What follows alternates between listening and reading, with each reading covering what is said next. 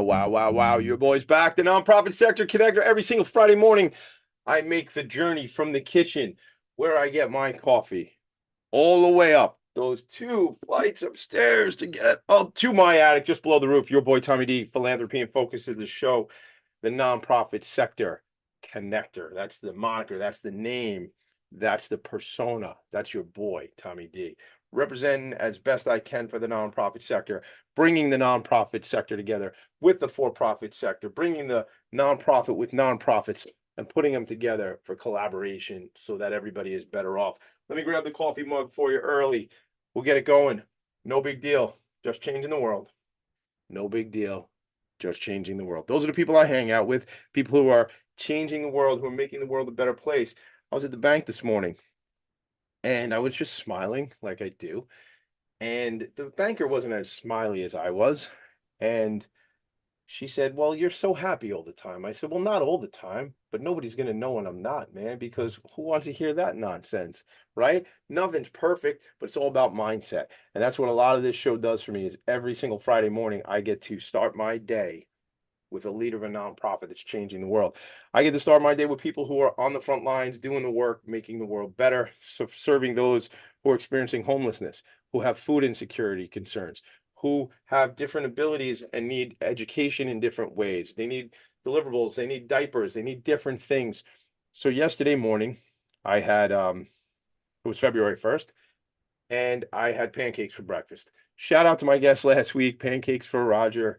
Susan Combs was on the program. I'm like texting her a picture. I'm like, "Look, I'm eating my pancakes. How many pancakes am I going to eat in the month of February?" Well, it's only the second.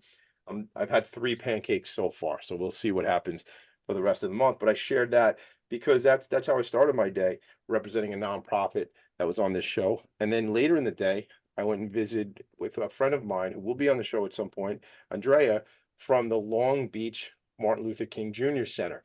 Okay, community center, serving seniors, serving young people in an after school setting. So that's what it's like when you're the nonprofit sector connector. Great pause, Tommy. I like that one. But that's what it's like. It's all about shining a light on the work nonprofits are doing. And on the show, we do 2 things, as I say. We help nonprofits tell their story and amplify their message. I'm extra excited today because this is like, I don't know. It feels like a home game or something like that. My friend Daryl and I, we get together every Friday morning to talk strategy, Friday afternoon, excuse me, to talk strategy, to connect, to figure out what's going on in each other's world, each other's networks, because we're connected through sports, we're connected through philanthropy, and we're going to talk about that today. If you're not watching the show, it's blue, it's royal blue and orange. It is Let's Go Mets. I don't know, Daryl, before we even get into it, how many days till pitchers and catchers? It's February 2nd. It's less than a month away, I know, and then the Groundhogs didn't see his shadow or saw his shadow. I forget, but either way, early spring's coming soon. Okay, good. And pitches and catches reporting within the next 30 days. Whose voice is that? That's my friend, Daryl Haberman. Daryl, what's up, brother? How are you? We'll start talking before I even introduced you. My brother, I'm excited for you to be here. I've been looking forward to this one for all week, really 3 weeks since we decided to do this. I think we were in our meeting, our weekly, and we were like, yo, why don't you just come on the show? Why don't you just come on the show? I mean, Lots to share. right? So much to share. Your background in sports, your background with the NHL, done some work with Disney, streaming services, MLB. I mean, we are both Met fans. And at this point in the year, we're excited. I don't know how long that's going to last. You know what I hate? By the way, let's go Mets. You ever seen, I don't hate it. I think it's very funny and cute. But you know that I think it's Family Guy, when that Family Guy episode where it goes, okay, the first pitch at Shea Stadium. Okay, and the season's over. Well, it's you're right. It's like that, and the Mets actually do well in opening day. I think they have the They best do. record all time They do have in great Major numbers. League Baseball. I've been So to a lot of opening days. They yeah, go but a lot. you're right. A lot of interesting things are for Mets fans. We've been through a lot. Yeah, We have. you kind of go into it with some cautious optimism, I but like that. Cautious yeah, optimism. But yeah, just thanks for having me, Tom. And this has been already a blast. Hearing you go on a soliloquy 5 minutes into the show, and now we're into the Mets, and we barely even gotten started. But Barely this, get started. Welcome to yeah. this show. This show is called Tommy's Stream of Consciousness, in parentheses, philanthropy and focus. I mean, Daryl, to me, the people pay attention to what we're doing because we're talking about important topics here on the show. When we're talking about nonprofits that are making the world a better place, as I say. So, sir, how are you connected? First, even before how are you connected, we're going to talk about Sports Philanthropy Network and events that are coming up, and even maybe an event that we could talk about that happened back in December that you invited me to, and I was fortunate to meet a couple people. In fact, if I don't come to that event, I don't meet a guy called Chris Noel. Chris Noel doesn't introduce me to his colleague Brian Martin. They were on the show 3 weeks ago. So, gang, I tell you this all the time. It's all about networking. It's all about connecting. A guy named Jeremy Stevenson, who I haven't talked to in probably close to a year, introduced Daryl and I. Sometimes in our relationships, what we do is make connections for people, and that might be it. That might be the whole that you may not be in touch with that person anymore, but now a whole new relationship through that introduction blossoms.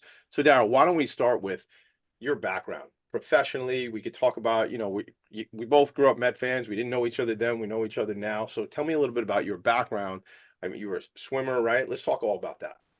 Sure. So, yeah, really from a very, very early age, grew up a huge sports fan, playing with my friends on a dead end street, about 12 homes. All of them had kids, me and my brother's age. So, you had the pickup soccer and football games and hockey, really from an early age. But my dad was a sports junkie, always had a big game on. I went to day camp, and I was going to Shea Stadium as a little kid. I remember some of my first games at 5, 6, 7 years old, Yeah. and around that time, that's when the Mets were good. Yeah. Darryl Strawberry. Everyone used to say Darryl, Darryl. It was really funny, Daryl, and the spelling. Daryl. Yeah, Wasn't it like the Daryl? exactly. And then it became a little derisive because of his personality, and got into a little bit of trouble along the way. But Sure. it's great to see Doc and Darryl getting retired this year, by the way. Yeah, that's pretty exciting. Do we have a date? So Is there a date out for that? I want. yeah, they're two different dates. I don't know them offhand, but Yeah. yeah. So grew up a swimmer. You referenced that. At age 5, I was already swimming competitively on a private team in Setauket, Three Village Swim Club, TVSC. My school never had like a swimming program. It's kind of like a unofficial kind of club team sort of thing, but there was a very big and popular, good, well-run program called Three Village Swim Club, and I swam competitively from age 5 to senior year of high school. So I was pretty good. Made lots of great friends. There's a tight community between carpooling and swim meets and going to regionals. And I'm not gonna toot my horn, but I was pretty good up until about everyone surpassing me in height. Uh, I was on the smaller side, so when I was competing against people with the physique like Michael Phelps, I didn't really stand a chance. But anyway, yeah, played lacrosse, soccer, hockey, and I went to school, thinking that I was going to be a sports broadcaster. Had those ambitions. So my program was sports information and communication with a deep sports management background at Ithaca College, and I did a lot of writing, reporting, some TV, radio work. That was fun. That was a great program. I interned out in LA, my second semester junior year at Fox Sports. And for the last 25 years, I've been working in the sports space. For 22 of those years, it was at National Hockey League, doing digital media, content operations work, growing the platforms, talking to social media folks, a lot of planning, production, just about everything, working with third-party vendors, graphic designers, marketing teams, the 32 NHL clubs, content management, uh, everything, in a cross-functional way, doing some fun events, got to go to Winter Classics, All-Star Games, Stanley Cup Finals. Wow. Was in the locker room. I was used to run a draft chat with our first round pick, so I got to meet Alex Ovechkin and Connor McDavid and a lot of the legends of the game already, and they're still playing.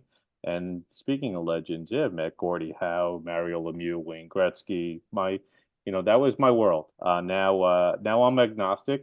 As you know, I'm working in a few different ventures, doing a lot of sports marketing, operations, for some startup ventures.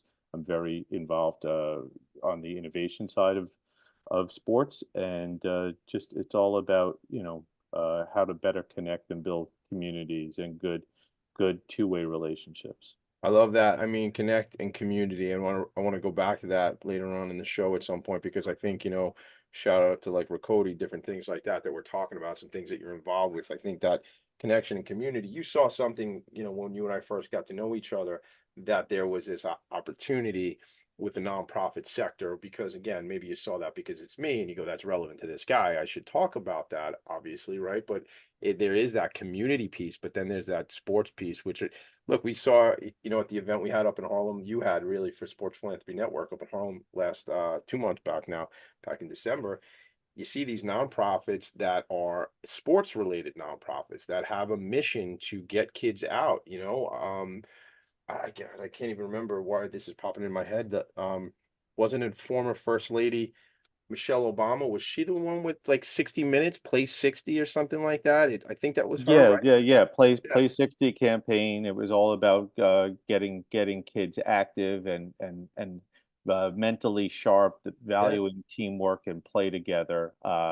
For sure, because of the child obesity and things like that. Yeah. Yeah, and shout out to Mrs. Obama. If you ever want to come on Philanthropy and Focus, we'd love to have you. So we'll have your people call my people. We'll do lunch, that sort of thing, right, Daryl? That's how it works, man. Yeah, no, We're all 1 degree absolutely. away. We're And only separated by people, right? and they always say you got to shoot your shot, right? That's it, man. I think it was it was an Eminem. I'm not gonna. No, you know who it was? It was Alexander Hamilton, actually. I'm not gonna blow my shot, right? Isn't that what he said? This is Alexander Yeah, Hamilton. If you're not checking it out, gang, I get the Funko Alexander Hamilton. I love that. I never saw that play, but or that might be Tommy DeMisa too. well, it looks, if you look at that, it's some very uncanny resemblance. I mean, right as there. much as I like Lin-Manuel Miranda's, version of Alexander Hamilton, I bought this because it reminds me of me, Daryl. That's exactly. There's a bit of it's like looking in a rubber mirror. Oh, Tommy D, I am your biggest fan. All right, so there's so much here. I said connection and community. I want to get into that. We'll talk about Rakoti. I want to talk Sports Philanthropy Network when we come back. I want to mention Ed Randall because you talked that you did some on-air time. It sounds like yourself, and thought about becoming a broadcaster, maybe as a profession. Ed Randall's been on the show. He used to do Talking Baseball, but now he does series for the Mets and the Yankees. And that his organization around prostate cancer, fans for the cure, which we've talked about, make sure guys get screened. Anyway, so many ideas popping into my head, so we'll try to get into as many of them as we have time for. Daryl, I want to ask you more questions about your background when we come back. I want to talk about the events that you have coming up, the events we've done in the past, and some of the stuff you and I strategize around that's appropriate to share. We'll get into that too. Before we do that, before we get into that, I want to just say Doc Gooden is number 16, ceremony will be April 14th. So Daryl, you and I should figure out, bring some of the kids out to that event, April 14th of this year, 24. And then Daryl Strawberry, number 18, will be raised to the rafters on June 1st at Citi Field. So that Citi Field, that's this ballpark we have over in Flushing, Queens, gang. We'll talk to you about it. Shout out. Hey, Uncle Steve, Daryl and I will be there that day. Maybe we can get a photo op with you. All right, well, let's go to a quick break. The show is Philanthropy and Focus. Your boy is a nonprofit sector connector, and my friend Daryl Haberman is here. Right back. Are you a conscious co-creator? Are you on a quest to raise your vibration and your consciousness? I'm Sam Leibowitz, your conscious consultant, and on my show, The Conscious Consultant Hour, Awakening Humanity, we will touch upon all these topics and more. Listen live at our new time on Thursdays at 12 noon Eastern Time. That's The Conscious Consultant Hour, Awakening Humanity, Thursdays 12 noon on talkradio.nyc. Are you a high-achieving, growth-oriented leader? Are you interested in developing your authentic leadership while creating a healthy, inclusive workplace? Hi, I'm Dr. Mira Brancu, host of The Hard Skills on talkradio.nyc at 5 p.m. Eastern on Tuesdays, where we discuss how leaders develop the hard skills needed to make a greater impact. We interview experts, have live coaching, and tackle these challenges. Listen to The Hard Skills on Tuesday at 5 p.m. Eastern on talkradio.nyc. Are you a business owner? Do you want to be a business owner? Do you work with business owners? Hi, I'm Stephen Fry, your small and medium-sized business or SMB guy, and I'm the host of the new show, Always Friday. While I love to have fun on my show, we take those Friday feelings of freedom and clarity to discuss popular topics on the minds of SMBs today. Please join me and my various special guests on Friday at 11 a.m. on talkradio.nyc. You're listening to Talk Radio NYC. Uplift, educate, empower.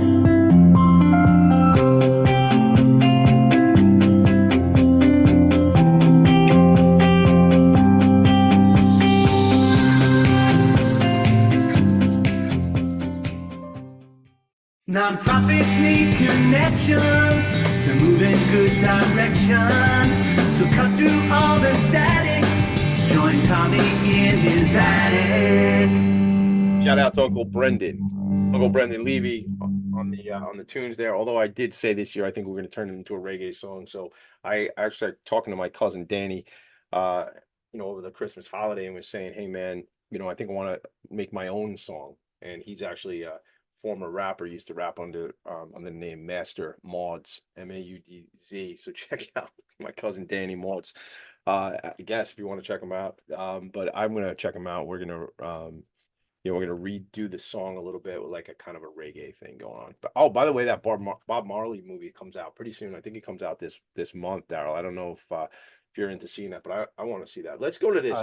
I like Marley. I was in Jamaica last year. Where you? Always trying. I mean, not the traditional reggae fan, but when Bob Marley is on, how could you not Exactly. really appreciate the essence of transcendent, right? That's one of the things that transcends. I don't really care what genre you're in. And you mentioned Uncle Brendan Levy. Is that the Brendan Levy that you and I know? Same, the one in the that's same. awesome. Yeah. He came up with that jingle? So listen, you might not know this, and I haven't brought it up on the program in a long time, and I'm glad you asked, because next time his band is performing, actually I got to find my phone because he told me when they're performing again. He's got a band called they used to be called The Goods. They had a record deal back in the day, back in like the 90s. And they were a legit band, like had followers, had guys that did shows, the whole thing. And this is a while back. So now they no longer call themselves The Goods. They call themselves Damaged Goods. So I thought you would like that. I thought that's fun. Let me tell you, Brendan can rock, man. They're great to see. I got to look up and see when they're actually playing. Here's my I'll let you know, because he's getting some publicity now. 3-2. That means March 2nd at Docks in Island Park out here on Long Island. Shout out to Damaged Goods. I always love those guys. My wife and I like to rock out. I actually brought my kids to one of their shows recently. I think it was right before the holidays. Same place down in Island Park. All right, let me ask you this, Daryl. No, I get like in my own head, like this matters what I'm about to say. Like anybody's gonna go like, oh, now I'm mad at Tommy D. But like, not to be rude to different sports and stuff like that, right?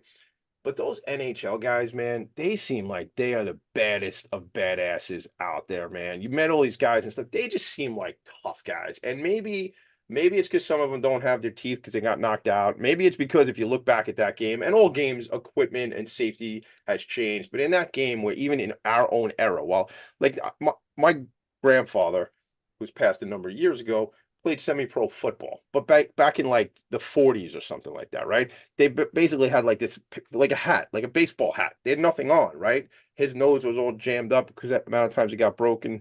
But that was before our era of being alive, you and me. But the hockey guys, like I remember these guys like skating around on the ice with no protective helmet, nothing. And is it the fact that even growing up playing like on Sega Genesis, there was like actually in the game you could fight, like the guys in the hockey game could fight. Right. that just seems like they're tough. So is it the fact that a lot of guys get their teeth knocked out? Is it a fact when I'm at the game and you literally jam another guy into the boards? Like, it is a physical game. Of course, we're right here a week away from the Super Bowl. So talk about tough games. What do you think are those guys in meeting them just really tough son of a guns compared to other sports? If you even want to compare, or just what do you think? Are they tough?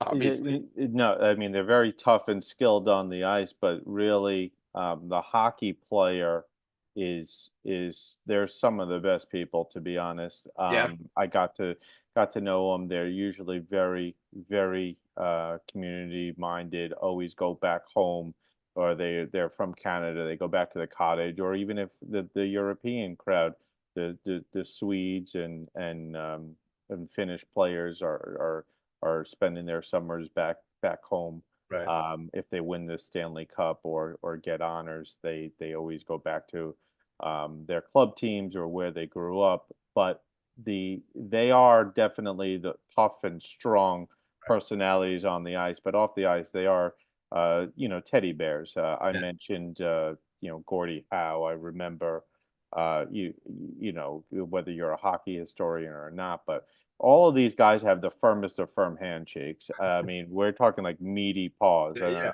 I remember the era. You know, listen, I've been a hockey fan really since age 3 or 4. I grew up on the Islanders dynasty. My So dad had let me ask you. Islanders. Yeah, I remember that. So I'm trying to remember because I was born in 78. I think you born, you're I'm ahead a of me. year older than you. You're a Yeah. year older than me. So like I remember, like literally I remember like my grandfather, my mother's father, my pop, the same guy that was a semi-pro football player, sitting on the couch with my old man. My father hates when I call him my old man, but my dad. And in those series, Mike Bossy, you're gonna remember names, I'm not. But but I remember that, but like I was only, I mean, we're talking early 80s, Right. three, It's four, five, unfortunate it's right? unfortunate they haven't had this dynasty run when we have vivid recollection and we're so close to the action. But As lit that was, I remember, I'm Right, aware right. of Oh it. yeah, Like of I remember course. walking in and seeing it on the TV, but I don't. But because even I remember '86, right? Now let's go back to Flushing for a second. Like I remember that. I remember vividly, like a little black and white TV in the kitchen in my parents' Right. house again in Franklin Square, and it was just like seeing that. But I was only 7 or 8. Now I see, I got an 8-year-old in the house. He's aware of stuff. He knows stuff. He's going to remember stuff, but I don't remember it as if I was like, shout out to my business partner, Red Probst, big Met fan, who was, is just about 10 years older than I am, 9 or 10 years older than I. So he's in his teens. He remembers 86. He was at those games in 86. Anyway, my point is, I remember the stuff. I'm aware of it, but you have more of a memory of it. Like it was always on for Yeah, you. a recollection for sure. Because there were lots of games. Now, I didn't go to a ton of games as a young kid, but my dad's company had season tickets. But I remember going on Hempstead Turnpike to the wine gallery for good dinners before the game, and then during the game, had the drive for five, foam finger, had all the pennants. Yeah. But yeah, I got posters and everything from my dad going into games when we weren't in attendance and coming back and either gifting us stuff. But my early memories are, as I mentioned, playing hockey as a kid and wanting to be these guys that were just so superstars on the ice. I mean, the Islanders run 19 consecutive playoff That's series wins. It's that's crazy. insane. That's crazy. Hall of Famers. Thankfully, in my job at the NHL, when I mentioned I was going to tentpole events, I got to meet literally everyone connected to those dynasty era teams. Like I did an interview with Al Arbor. I met Clark Gillies at a bar. Mike Bossy, Brian Trottier, Butch Goring, Dennis Potvin, Billy Smith, all on down the line. It was such a tremendous thrill, and then you hear stories, and I'm like, yeah, I wish I was just a little bit older. But Yeah. yeah, my sports connections, and the love of hockey and athletics competition, like you say, I got to appreciate the NHL personalities and the icons of the game are really well spoken, articulate care about their sport. It's not uncommon in sports that people give back, but I think the NHL, they always talk about the team first. It's like it's not the name on the back, it's the name on the front. But they are really good guys to talk about, and I've had one-on-ones or exclusive interviews with a lot of the top end players in the league, and yeah, I never get like that this guy's like a an celebrity, like he's or not this born guy's from. an ass, or he's too Yeah, good, or he's yeah, like yeah. they're comfortable in their own skin and they're not fake. Right. They generally are relaxed, and when you show them, that you're a fan and Right. you've not only done your research and prep for an interview, but you actually have lots of good uh questions or genuine intrigue about their backgrounds, they'll start revealing themselves more so. So I've had the opportunity to see these guys kind of behind the scenes without the cameras on too. I love and that. and Yeah. they're goofballs. They like to have fun and maybe throw down a couple of beers or something like that. But Yes. for the most part, that's they're humans. But I never got the sense that these guys were any different than some of the basketball players that I've come to know, and football players, um, tennis stars, all that stuff. There needs to be a documentary, by the way, on Netflix soon about some of these hockey guys. I know there's some stuff, but like I love some of the Netflix docs. I don't know if you've been seeing some of them. So what do you want? What do you want this documentary to be about, specifically about? Well, I mean, again, unless your teams were in the Winter Classic and the NHL does a documentary about these teams preparing for battle outside in the majestic, baseball or football Right. venues. There's just so many personalities, certainly that if you got to follow them for a whole season and appreciated what they're doing, what their family life's like, where they grow up. What about like maybe like a, so I'm hearing you say like background stories, and I love all that. I love, like, there used to be a show on, I think it was on A&E, Biography. Used to love to watch that show, Right, Biography. right. Yeah. But I'm wondering if you're talking about like a Hard Knocks for the NHL too, though, man. Is there anything? Yeah, I mean they've kind of done that in short form, but I'm talking about if you've watched some of the golf specials or the golf documentaries or the ones about the tennis. Well, I'm blanking on the names. But there's a lot of they did one about F1 for a whole season. They did one about golf. They did a tennis one. Now they're coming back with the new seasons, and they talk about personalities and when you're playing your foe and the gearing up for the next match, and then they talk to them literally 5 minutes after wins or losses. So that's a very unique perspective, and you've gotten to know emotionally really what these guys go through and gals go through. And Love that though. Those stories are I think it's just tremendous. I could watch a good sports documentary. I'm watching the one with the captains of the World Cup one. With my son, we watched the one on David series? Beckham. Is it a series? Yeah, it's a series. Yeah.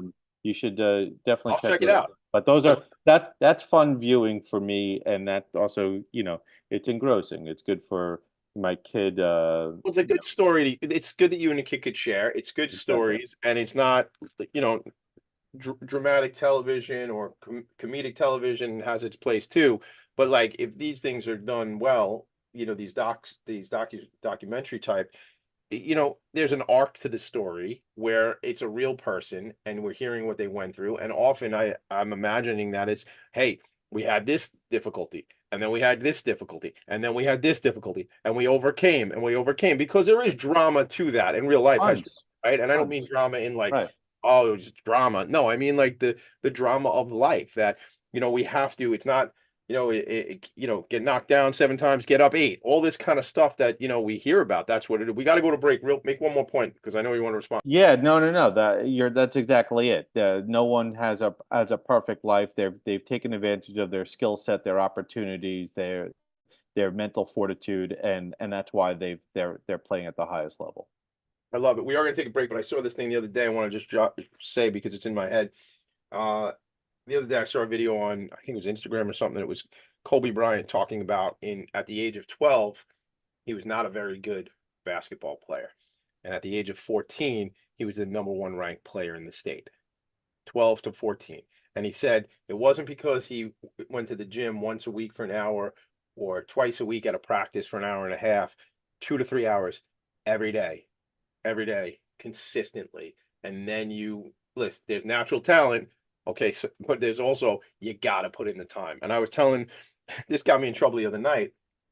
I was on a phone call with, we joined the JCC in the neighborhood, and I was on a phone call with my buddy Haran H2O Hargrave, and I was telling him, I can only stay on this meeting with you till 8:30 tonight because I told this Kobe Bryant story, and my son wants to go to the JCC tonight before they close to play ball. So I had to both my boys till just about 10 o'clock on Wednesday night of this week, getting out there, shooting around.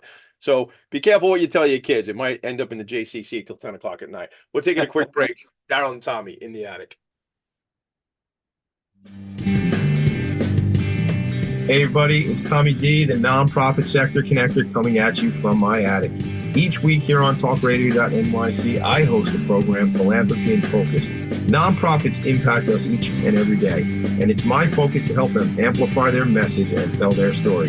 Listen each week at 10 a.m. Eastern Standard Time until 11 a.m. Eastern Standard Time, right here on talkradio.nyc. What really drives success in business? Introducing Intangify, the show that explores the intangible assets that create value and growth. I'm Matthew Asbell, your host and an attorney focused on innovation. Join me Fridays at noon Eastern to discover how innovation, culture, and other intangibles shape thriving companies from startups to established businesses. We'll share strategies to unleash your business's true potential. Tune in live on talkradio.nyc Fridays at noon Eastern and Intangify your business today.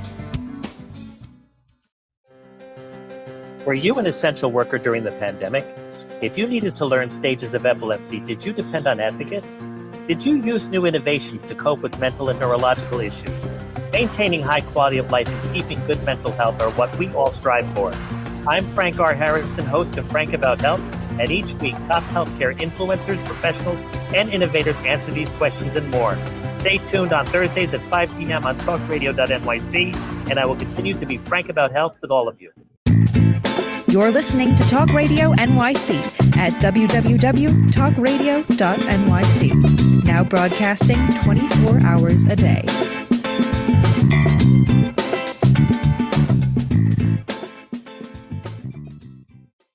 Nonprofits need connections to move in good directions. So cut through all the static. Join Tommy in his attic. All right, cut through the attic, man. Join me in the attic, man. Daryl Haberman is here, my buddy. He is a sports guy. Daryl, I'm thinking something when I said sports guy, it reminded me of Craig Carton, and I don't know why. I think they used to do a show when he's sports guys. You and I should probably do a show once a month and just riff and talk about different things. I'm thinking we'd have fun with that. Yeah, we know some people, and yeah, it sounds like fun programming. I would listen. Happy to ideate offline. Yeah, let's talk about that. I'll see you this afternoon in our regularly scheduled meeting. All right, so Sports Philanthropy Network. Let's talk about this. Let's talk about your connection to it. I mean, obviously, we've really established some parts of your story and your background and things like that. How did this even come into your purview, the Sports Philanthropy Network? How did it come up for you? Well, and this is similar to how why Jeremy connected me to you is, as a strategic advisor, as someone who was interested in serving some boards, thinking about what I was passionate about, what I knew, what I could lend a hand in and best support. Of course, sports is right there. So when the opportunity came up and I got to know the founders of SPN and working and collaborating with some people that had also, heard about it, and they were starting to build some chapters around the country. There was definitely, an opportunity and sort of a natural progression that I would be part of building out the New York City chapter. We now have a good, strong, nimble team, and actually in an hour and a half or so, I'll be jumping on with some of my colleagues that are helping around, some of the communications, the marketing initiatives that we're looking to do, and that's my background. So I'm heading up that committee while serving on the leadership council of the New York City Sports Philanthropy Network chapter. I love it. So the website, gang, is sportsphilanthropynetwork.org. And I'm going to read you a little bit. Sports Philanthropy Network's mission is to build a pipeline of philanthropy through our chapters, task forces, and Sports Philanthropy Academy. We empower athletes, influencers, business executives, and nonprofit leaders to leverage the transformative power of sports for social impact. We support other nonprofits by providing education and professional development training to help them maximize their community impact.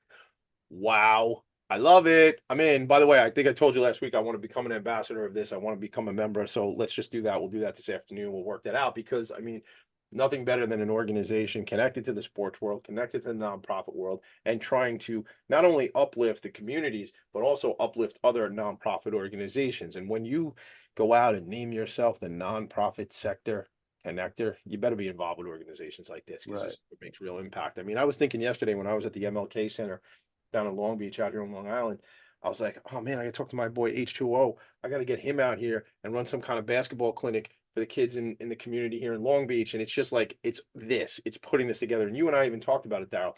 We talked about that opportunity where we would put together kind of a, I don't know.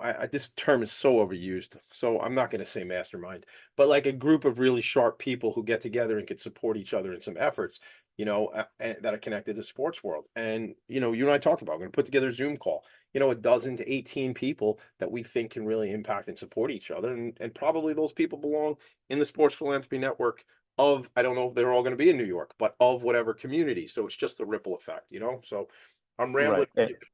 Well, then that's the December 4th event that you came out to.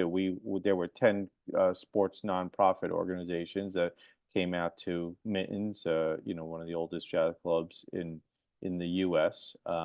And it was fascinating to not only hear from the executive directors and people that are working in the communities, but that's the whole thing. They're looking for a little bit more thought leadership or people that can help amplify their message. And it's not just the nonprofit sector connector, but it's the Daryls and Marks and Lisas that are in that room talking to them that have the capacity or the ability to serve in a meaningful board position or make that introduction to someone that can help facilitate better marketing programs, or there's that idea exchange. That's the professional development, the educational tools, the academy approach to, all right, we're not only here to help give you a platform, but we're also going to make sure that you have everything in your toolkit so that you can best go about your business and your mission. I love that. And I'm going to share, while you're going through this a little more, I'm going to share the website for those who are watching this on video on some platform that we're streaming live on, which is Twitch or YouTube or Facebook. And there's probably LinkedIn, I think, too. Logan will help me if I'm wrong. But you'll see this is sportsphilanthropynetwork.org, and you can check this out. Daryl, talk to me, a little bit more about the event on December 4th, because, it was a great experience for me to come through. I said earlier, I met my friend Chris Noel there, who is a coach of New York Rolling Fury, which is a wheelchair basketball team. And really what that organization is doing is building impact for young people who are in a wheelchair to play at the collegiate level. And then we had Ryan Martin, his colleague from CUNY that was on the show, that runs all the adaptive sports programs at CUNY, the City University of New York. I mean, I gotta tell you, I didn't even know these things existed. And that's what happens about coming to events like yours, coming to that event on December 4th. So some of this stuff, and I'm going to switch out for a second because I want to go into the New York piece on the website. But tell me, what was the ambition for the night of December 4th, and where do you see more opportunity like that? So that was our kickoff event. That was our first ever New York City event. It was called the New York City Showcase because again we were showcasing these 10 nonprofits and starting to really lay out what we were looking to do in the community. And now we're already on to planning our next event next month in support of Black History Month. We're going to have a panel together at a place down in Nomad in Manhattan, where it will be a panel discussion and a networking event with some of the Black and brown leaders in the community, ones that have worked in corporate America or supporting nonprofits, and talk about their challenges and talk about what good they've been able to bring the social impact piece, and really just impart some of their expertise. Are you able to talk about the dates on that yet, or we can? Yes, it's February 21st. Okay, so that's it. So that's a couple weeks out, gang. February 21st. Yeah, February 21st. We'll have, like I said, 3 to 4 panelists.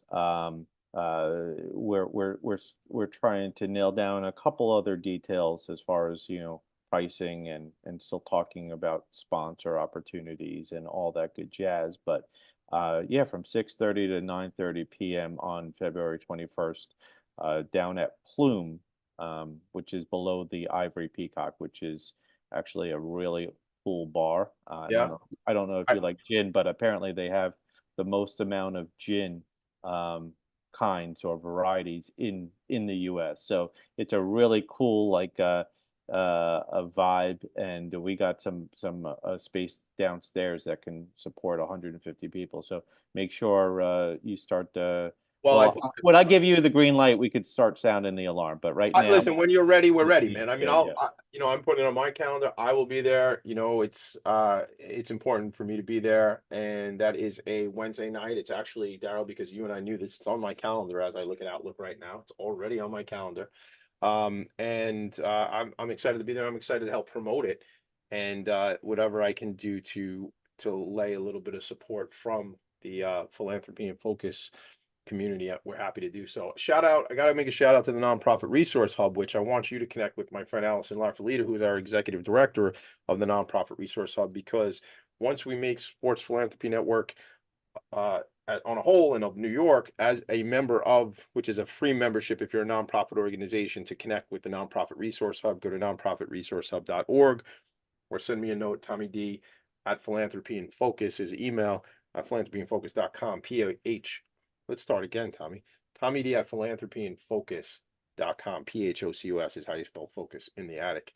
And then hit me up on Instagram. I love Instagram. It's fun. TommyD.NYC. I like to put pictures of cool stuff that's going on there, and I look forward to connecting with more people there.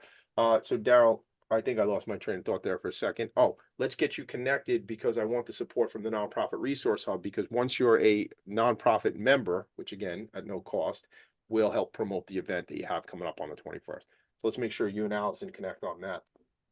Gang, no, I'm running a live show here, but we're networking at the same time, man. Things have to happen. You got to get it in the moment. You got to make it happen. You got to make those connections. So that's what I'd encourage you all to do. And I gave you some contact info. So if you do want to connect with me, make it happen. Daryl, when we come back, I want to talk. We're going to take another break. We take breaks on the show. It's part of the thing. When we come back, I want to just talk about the future of the Sports Philanthropy Network of New York, how we can help. I'm going to be out in Arizona next week. I'm going to be at that waste management golf thing next week. Right. We talked about that. So maybe the Arizona contingent wants to connect with me when I'm out in Arizona, flying out Monday morning. But, we got to talk when we come back, the future of that. But I also want you to drop a little Rakoti on everybody, because I'd like you to give Rakoti kind of a wink and a nod about what's going on. What's Rakoti? You'll have to wait till a commercial break and you'll find out. Right back. Are you a high-achieving, growth-oriented leader? Are you interested in developing your authentic leadership while creating a healthy, inclusive workplace? Hi, I'm Dr. Mira Broncu, host of The Hard Skills on talkradio.nyc at 5 p.m. Eastern on Tuesdays, where we discuss how leaders develop the hard skills needed to make a greater impact. We interview experts, have live coaching, and tackle these challenges. Listen to The Hard Skills on Tuesday at 5 p.m. Eastern on talkradio.nyc. Hey everybody, it's Tommy D, the nonprofit sector connector, coming at you from my attic. Each week here on talkradio.nyc, I host a program, Philanthropy and Focus. Nonprofits impact us each and every day, and it's my focus to help them amplify their message and tell their story. Listen each week at 10 a.m. Eastern Standard Time until 11 a.m. Eastern Standard Time, right here on talkradio.nyc.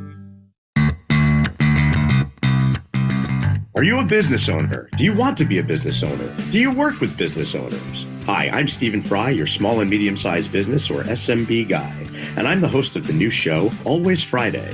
While I love to have fun on my show, we take those Friday feelings of freedom and clarity to discuss popular topics on the minds of SMBs today. Please join me and my various special guests on Friday at 11 a.m. on talkradio.nyc. You're listening to Talk Radio NYC at www.talkradio.nyc. Now broadcasting 24 hours a day.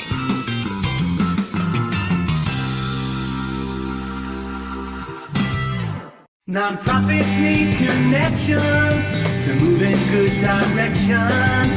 So cut through all the static. Join Tommy in his attic. Back. We're back on a portion of the show that I have decided to call at certain times the lightning round. Because I always wanted to be a game show host, and this is always where I feel like I still have an hour's worth of content. We got 6 or 7 minutes to make it happen. So we got to do it, Daryl. Lightning round. I gotta talk faster. You got to talk faster, really quick. So I'm actually looking at this Phoenix. It's the Waste Management Phoenix Open, which is where I'm going to be next week. I've never been. I've heard it's like a heck of a party. I've heard it's like no other golf event or tournament, and I've never been at any golf events anyway, other than when I play and don't do a great job playing in golf. But this is supposedly like a wild event, Daryl. You knew about it as soon as I said it, right? Yeah, no, it's this is a bunch of bros really having fun, drinking beers, celebrating great shots. It's loud, it's raucous. You will not think that you're at a golf event. In fact, it's encouraged. Yeah, when you told me you were going, I was like thinking about all the great stories and visuals I've seen over the years, but it keeps getting bigger, better, and louder. Well, I have a friend who's out there who we do some work together, and he lives out in Sedona, and I think I'm gonna have an opportunity to hook up with him and check out. I think he said something about ATVs one day. I don't know how it's all going. Oh yeah, so Sedona is gorgeous. You do some hiking, definitely get on that ATV. But, I think I got an idea for you. This thing sounds pretty awesome, and actually, a company that we do some business with is sending us out there, kind of as a reward. And I'm thinking you and I should go there next year because it sounds like it's something you'd be into. And because I'm a bro, right? Because you're a bro. That's my bro, Daryl. I don't know because you're getting fired up. Yeah. And I love golf. I mean, I love golf. We got to start playing more too. We have to play. You and I have never gone out together. We're gonna go out. We play outing golf. Monday golf where. I can't play weekend golf, man, with the kids and stuff like that. Not that I can. I don't want to. I don't want to like lose a whole day when I could be spending time. Yeah, no, of course. You know how that is as a dad. So I talked to me when I said it. You were like, "Oh, that'd be a great Riccoti story." So let's hit me with some Riccoti, and then we're gonna go back and kind of close on sports philanthropy. All right. Okay. So yeah, no, I mean, so Riccoti is a platform that's soon to be launched.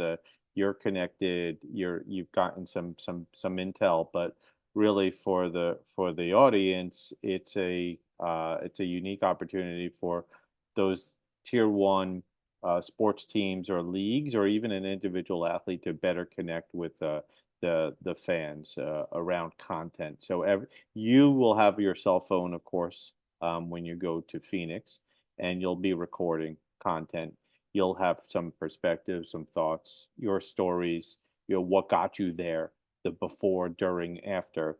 So really in chronicling sports and talking about your love, your passion, who you were with, why you were there, that content is the content that needs to be shared. So Rakoti is going to be a platform that allows teams and athletes and even venues to invite fans in to share their stories and to then use their stories, their videos, their photos, even animated GIFs, and their commentary to uh, build some fun digital scrapbooks together. We will be leveraging AI to paint more of that emotional fan profile, so that it really starts developing more of that two-way relationship where you know about the team and can support the team authentically. You don't have to worry about some of the things that happen on social media, and you'll be incentivized to keep sharing, and you might even be promoted uh, from on their social media or venue jumbotrons and things like that. So really, our secret sauce is giving our teams or our clients uh, the ability to work more symbiotically with their audience and create more sticky opportunities so that there's better marketing ROI, there's better sponsor money, and there's that fun community building piece. And you could gamify and incentivize lots of different ways when you have a good cohesive ecosystem, and that's the Rakoti platform. It's ostensibly a sales and marketing platform that teams, no matter what shape and size and sport, can utilize.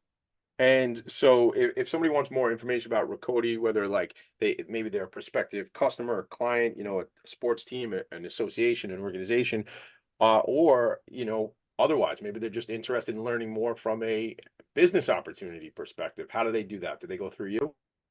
Yeah, certainly. Hit us up. Hit me up. Daryl Darryl at Rakodi RIKODI.com, or Rakodi.com has the goods. So you could check us out and learn some more details. Get to know the team, the founder Andrew, who you've met, Tommy.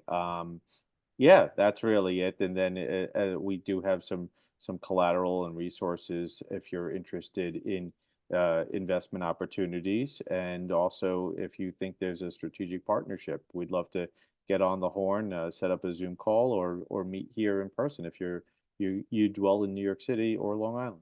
Absolutely. And I did invest a few dollars into the company, so I'm excited about that.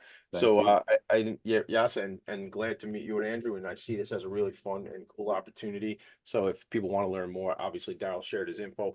If you missed it, rewind this. He'll say Daryl Cody. All right, so Daryl, let's leave him with something about Sports Philanthropy Network here in New York. What do you think? What can happen? What in your mind's eye? I like to do this. I like to project myself into the future, right? If you project yourself into the future, 18 to 24 months, what do you see here in New York that that the organization is going to be able to do? And also, what do you need to do some of that? Like, who can we help you out and connect you with? So back to the mission. I mean, it's about developing a pipeline. So we're looking to put on, um, a little bit ambitiously, an event every other month. But then once we've nailed the sponsorship, we understand the orgs that are willing to come out to the event. They like what we're doing. They get the resources. We're bringing icons of sport, those athletes, those influencers to these events. So there's the ability to do some meet and greets. I think we're going to have really a well put together event program. Really, in the next 4 to 6 months, we'll find that right formula. We certainly have a lot of good, versatile folks like myself that are serving on committees and are really, doing the outreach and building some of the foundation. And then certainly we're looking at amplifying some of what the orgs themselves are doing, the other sports nonprofits in and around the city. Like if they're going to an event, how can we best support or partner together? And that's really, kind of what the road ahead looks like. I'm not going to go out and forecast and say we're going to be X amount of constituents and get X amount of funds, but the fundraising piece is still getting developed. We made thankfully a little bit of money in the Harlem event. We expect to do a little bit better our next event, and then sky's the limit. I love that, man. And like just the joining and taking the sports aspect of this whole thing and saying, how do we roll that into philanthropy? I mean, it's sort of in the DNA. You see all these leagues, I got this is coming up for me, my friend Peter Fertig, who runs an organization who I have to think of the name of the organization. He's been on the show. But Peter runs this organization, and he's had MLB players come down to his event. And it's named after a baseball player, and I can't believe I'm forgetting the name of the organization, but I will get it before we leave today. I'll figure it out quickly. But I think these players are very involved in the community, as you said earlier, Daryl. It's something where players want to be involved, and this platform, this nonprofit gives them that opportunity to continue to be involved in community. And you see, it's always cool. The Bob Feller, that's what it is. The Bob Feller Active Valor Award Foundation. Shout out to Peter Fertig, who I know for many, many years. We used to work together at ADP 100 years ago, but he's been on the show. But even, what's the award the NFL gives out for like the most community? Walter Payton Man of the Year. The Walter Payton Man of the Year, and it's like doesn't have like a jacket in the. It's like a big guy with like Eli Manning's won it. I think Saquon Barkley's won it or has been up for it. There's a tremendous amount of people and athletes that have foundations now, and they those are some of the retired players are the ones that came out and supported us that December 4th event, and we expect to have them in the room with us February 21st. Yeah, and I think that's a good point there. So I met Eli a couple times. What a cool guy. Like, what a guy. Just a good He's dude. a January 3rd birthday like me. Yeah, when I'm the 6th, that's probably why I like him. We're Caps, baby. Capricorns, man. Capricorns. So I didn't realize. Now I know why I like him so much. But I met him. We had, my cousin Mike and I had won a raffle, and we went to the Sports Illustrated Man of the Year or Athlete of the Year awards a bunch of years ago. That was a long time ago. And then I met him again. He was doing a signing for, I think, Nationwide. And I brought our friend Michael Goldberg to that event. Just going back. All right, we got to leave it there, gang. This is your boy, Tommy D. The show is Philanthropy and Focus. We run out of time way before we run out of words. Daryl Haberman, this has been awesome. I appreciate you, man. I will see you later today on our regularly scheduled meeting, but I'm just jazzed you be here. I think there's a lot more for us to do. Absolutely. And thank you. It's definitely a delight being on your show, and it's always fun, jamming with you. It always is fun with you, my brother. Everybody, make it a great day. See you next Friday. The Nonprofit Sector Connector. I gotta go. Later. Nonprofits need connections to move in good directions. So cut through all the static. Join Tommy in his attic.